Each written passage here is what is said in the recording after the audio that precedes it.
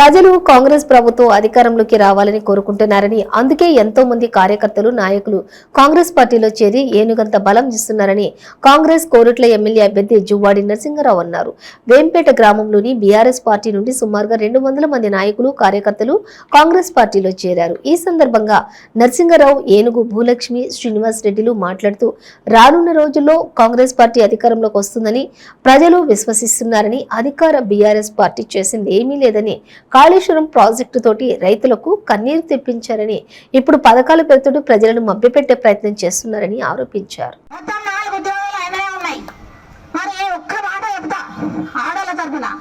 మరి మహిళలంటే ఎంతో కట్టుబడిగా కాయ కష్టం చేసి రూపాయి మిగిలించుకోవాలా, భర్త మంచిగా ఉండాలా, పిల్లలు మంచిగా ఉండాలా, తాగుడుకు బానిస కావద్దు అనేది అనుకుంటామా చేయలేమంటది. మరి అట్లాంటి ఆలోచన ఉన్నా మనందరి తరఫున నేను బతుకమ్మలు ఆడుతున్నా, నేను బతుకమ్మ ఆడబిడ్డను, నేను లేకుంటే బతుకమ్మ లేదు అని కేసీఆర్ బిడ్డను పంపి ఊర్లకు. కేసీఆర్ బిడ్డ లేదు మనం బతుకమ్మ ఆడలేమా? వెనకాల నుంచి లేదా మనకు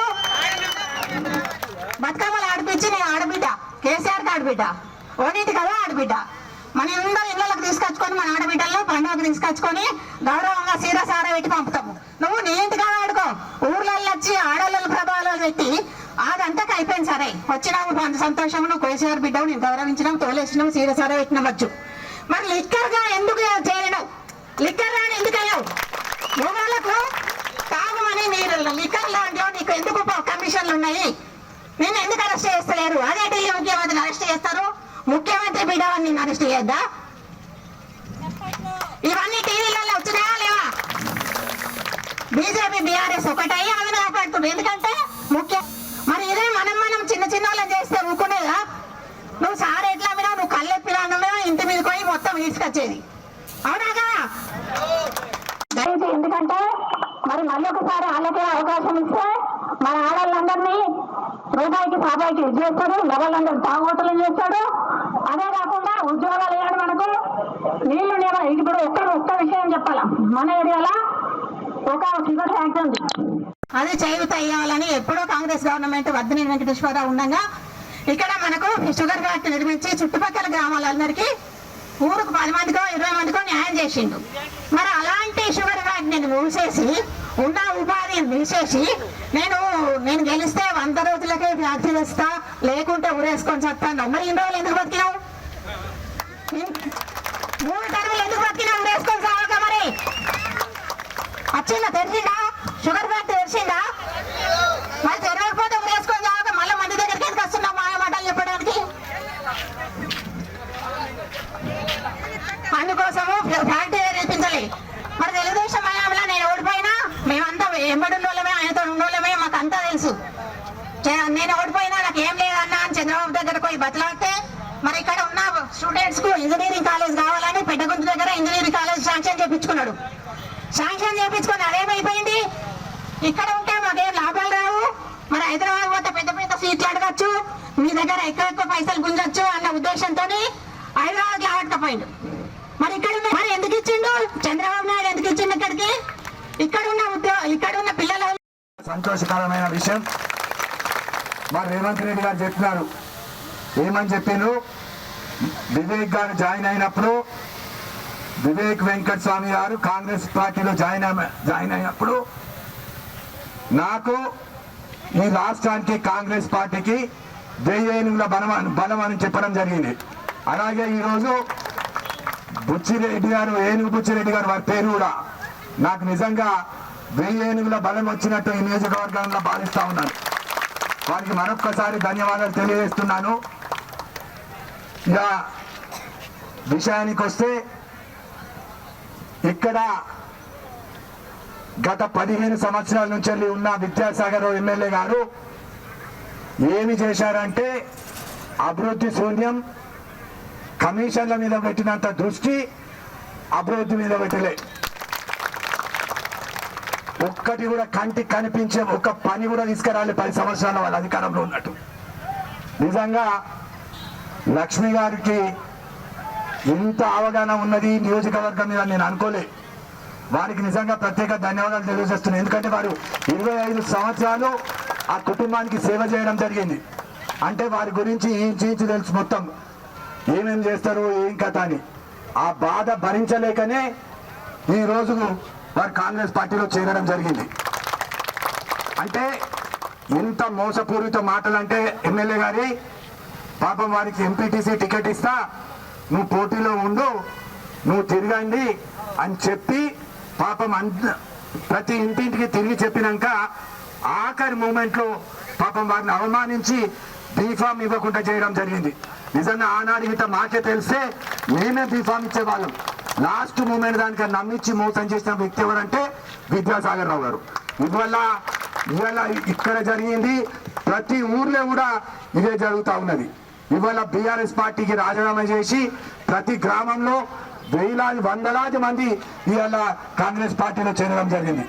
ఇవాళ వేంపేట ఉదాహరణ, మొన్న ముత్యంపేటలో మీరు చూసినారు, ఊరంతా ఒకటైంది, మొత్తం ఏకగ్రీవ తీర్మానం చేసిన సర్పంచ్, ఉప సర్పంచ్, వార్డు మెంబర్లు, మన పాత రామగౌడు, ప్రతి ఒక్కరు కూడా కాంగ్రెస్ పార్టీలో చేరడం జరిగింది. ఇవాళ బుచ్చిరెడ్డి గారి చేరికతోటి నిజంగా మెట్టిపల్లి మండలంలో చాలా మాకు బలంగా ఉంటుంది. దాంతోపాటు మా జెడ్పీటీసీ శ్రీనివాసరెడ్డి గారు కూడా మాకు అండగా ఉన్నారు.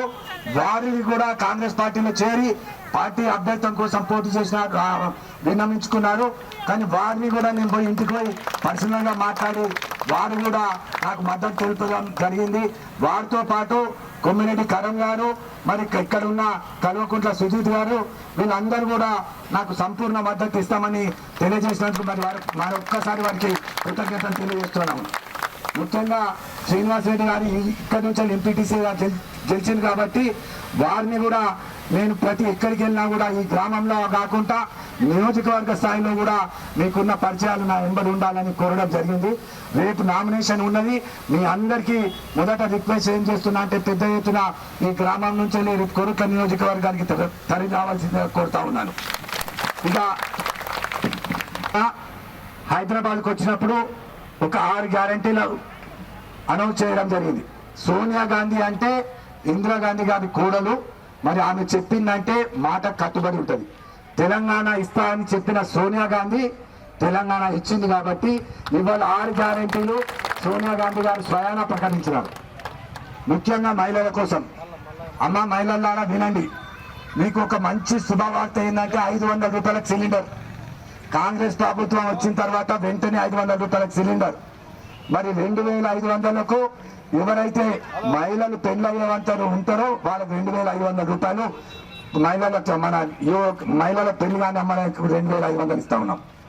అలాగే ప్రతి ఇంటికి 200 యూనిట్ల కరెంట్ ఫ్రీ. అమ్మ ఈ నెల మీరు కరెంట్ బిల్ కట్టకండి, మన ప్రభుత్వం వస్తుంది, మన ప్రభుత్వం వచ్చినాక మాఫ్ చేస్తాం కరెంట్ బిల్. రైతు భరోసా కింద ప్రతి రైతుకు 15,000 రూపాయలు, ప్రతి సంవత్సరానికి 15,000 రూపాయలు కాంగ్రెస్ ప్రభుత్వం అనౌన్స్ చేసింది. వీళ్ళు దళిత బంధు, మన రైతు బంధు పేరు మీద 10,000 ఇచ్చి మన దగ్గరికి వెళ్ళి ఏం చెప్పినాడు ముఖ్యమంత్రి, ప్రగతి భవన్లో మీటింగ్ పెట్టి అసలు నాకు తెలియదు దేవుడు నన్ను ఎందుకు మీకోసం పుట్టించి అనిపిస్తుంది నాకు. నేను మీ రైతులందరికీ కూడా 27 లక్షల టన్నులు ఉచిత యూరియా ఇస్తా అని చెప్పడం జరిగింది. మరి కేసీఆర్ గారు, మీరు మా రైతుల కోసమే పుట్టిన కేసీఆర్, ఎటువాయే యూరియా, ఎటువాయే ఈ సబ్సిడీలు, ఎటువాయే ఇవన్నీ మోసం. ఇంకెన్ని రోజులమ్మా మోసం చేసి పాప ప్రజలు మద్దతు పెడతారు. ఇంతకుముందు లక్ష్మీ గారు చెప్పారు, ఎన్నిసార్లు మోసాలు చేసి ఆనాడు తెలంగాణ కోసం మీకు ఉద్యోగం ఇస్తాం, మీరు రాండి హైదరాబాద్కి వచ్చి ఊరూరా తిరగమన్నారు. ఇవాళ అదే ఉద్యోగస్తులు, నిరుద్యోగస్తులు, అదే యువకులకు ఎవరికైతే ఉద్యోగాలు రాలేదో వాళ్ళు ప్రతి విలేజ్ను తిరుగుతా ఉన్నారు. ఇవాళ కాంగ్రెస్ పార్టీని గెలిపించుకుంటేనే మన ఇందిరమ్మ రాజ్యం వస్తేనే మనకు బడుగు బలహీన వర్గాలకు, ఎస్సీ ఎస్టీలకు అందరికీ కూడా అండగా ఉండే పార్టీ ఏదన్నా ఉంటే కాంగ్రెస్ పార్టీ అన్నది ప్రజలలోకి వెళ్ళిపోయింది. ఇవాళ రైతు భరోసా కింద మన వేంపేట గ్రామంలో జరుగుతున్న కార్యక్రమము మరి 2-3 రోజుల నుంచి చాలా మంది తమ్ముళ్ళు, అన్నలు, అక్కలు, చెల్లెళ్లకు అందరికీ తెలపడం జరిగింది. ఎందుకంటే ఎప్పుడు కూడా నేను ఏ కార్యక్రమం చేసినా గత 25 ఏళ్ల నుంచి తెలుగుదేశం హయాంలో కానీ టీఆర్ఎస్ హయాంలో కానీ ప్రతి ఒక్క కార్యక్రమము మీ ముందుకు తెచ్చి ఇది చేద్దామా అని అడిగిన తర్వాతనే నిర్ణయం తీసుకోవడం జరిగింది, అవునా కాదా? మరి ఈరోజు కూడా ఈ కాంగ్రెస్ పార్టీలో జాయిన్ అవ్వడానికి కారణము మరి మనందరికీ తెలుసు. మీ ఆడబిడ్డగా ప్రతి ఒక్క నేను ఎంపీటీసీ నుంచి, ఎంపీపీ నుంచి, మార్కెట్ కమిటీ చైర్మన్ నుంచి, జడ్పీటీసీ కూడా ఓడిపోయినప్పుడు కూడా మీరందరూ నా వెంటే ఉండి నా కోసం అహర్నిశలుగా పనిచేసిండ్రు, ఒక ఆడబిడ్డగా ఆదరించింది. కాబట్టి మరి ప్రతి ఒక్క కార్యక్రమంలో మేము ముందుంచి మీకోసం పనులు చేసింది అందరికి తెలిసే.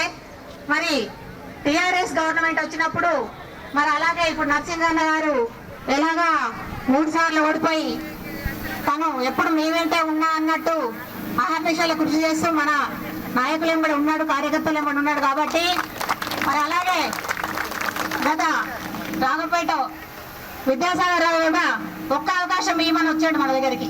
ఆయన వచ్చినప్పుడు నేను ఎంపీటీసీని, అది వరకే మేము ఎట్లా పార్టీలో ఉన్నాం. ఆయన పార్టీలకు వచ్చింది మా తర్వాతే. వచ్చి మాకు ఒక అవకాశం ఇవ్వమ్మా, నేను ఒకసారి ఎమ్మెల్యేని చేయమ్మా అనుకుంటూ అందరికీ దండాలు పెట్టిండు. సరే ఎవరైనా కానీ ఒక అవకాశం ఇచ్చి చూస్తాం, సరే ఏం పని చేస్తుండే నాయకుడు అనుకుంటాం. ఒకసారి అవకాశం ఇచ్చినాం, ఇచ్చిన తర్వాత ఏమున్నది, కాంగ్రెస్ గవర్నమెంట్ ఉన్నది, మీకు ఏం పని చేయలేకపోయినా, ఎందుకు తిరిగినా, మీ ఊర్లలో ఏం అభివృద్ధి చేయకపోయినా ఇంకొక అవకాశం ఇవ్వ అన్నాడు. అంటే అప్పుడు కూడా మళ్ళీ మనము మాయ మాటలకు మోసపోయి రెండోసారి అవకాశం ఇచ్చినాం. ఇక తెలంగాణ వస్తుంది, తెలంగాణ వచ్చినాక మీ ఊర్లు, మీ ఇండ్లు, మీ ఉద్యోగాలు, మీ ఆడబిడ్డలకు పెన్షన్ అని ఇంకేదో అన్ని మాయ మాటలు చెప్పి మీకు నౌకర్లు ఇస్తాం. నౌకర్లు అనేది ఎక్కడ స్టార్ట్ అయింది, ఉద్యోగం అనేది ఎక్కడ స్టార్ట్ అయింది? మన పిల్లలను మీరు కాయ కష్టం చేసి చదివించి హైదరాబాద్ పంపిస్తే, హైదరాబాద్లో పోయి మన పిల్లలు అక్కడ చదువుకుంటున్నారు మనం అనుకుంటే, ఈ నాయకులంతా పోయి అక్కడ ఉద్యోగం చేయాలా, మీరు తెలంగాణ తేవాలా, ఊర్లలో పోయి అమ్మ నాన్నలకు చెప్పండి తెలంగాణ వస్తేనే మాకు ఇంటికి ఒక ఉద్యోగం వస్తుంది అని పిల్లలను మన ఇళ్ళకి పంపించిండ్రు. సాక్ష్యం నేనే. ఏమని, అమ్మ నేను చదువుకుంటున్నా, మీ కష్టం వృధా రావద్దు, మరి తెలంగాణ వస్తే ఉద్యోగం వస్తుంది, మీరంతా బతుకుతారు, మా పిల్లల్ని చూసుకొని మీరు ఆనందపడతారు అని పిల్లలు తల్లిదండ్రులకు చెప్తే తల్లిదండ్రులు కూడా ఏమంటారు, పిల్లల మాటనే వింటారు. ఎందుకంటే మనం గౌరవంగా మా కష్టమంతా పిల్లల కోసమే కాబట్టి మనము పిల్లల మాట వింటాం. అలాంటి మాయ మాటలు చెప్పి కేసీఆర్ మన గ్రామాలకు తోలేసిండు యువతను.